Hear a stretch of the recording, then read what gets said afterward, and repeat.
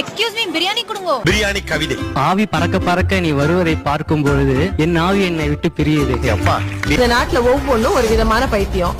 அவனுக்கு பிரியாணி சாப்பிடுறது வேற என்ன சார்? எனக்கு பிரியாணி வேணும். பிரியாணி தான் வேணுமா?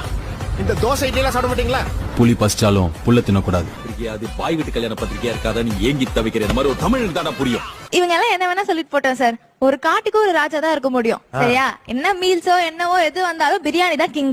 Chicken biryani, mutton biryani, egg biryani, kuska, அதுல ஹாஃப் பிளேட், குவார்டர் பிளேட், அப்புறம் ஹைதராபாதி பிரியாணி, தலசேரி பிரியாணி, திண்டுக்கல் பிரியாணி, தம் பிரியாணி, பிரியாணி மாதிரி இருக்கிற பிரியாணி.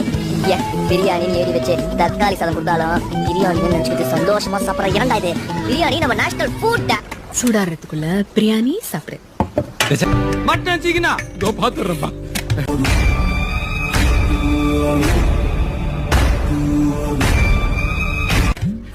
எப்பா ரைட்டா வைக்கலப்பா.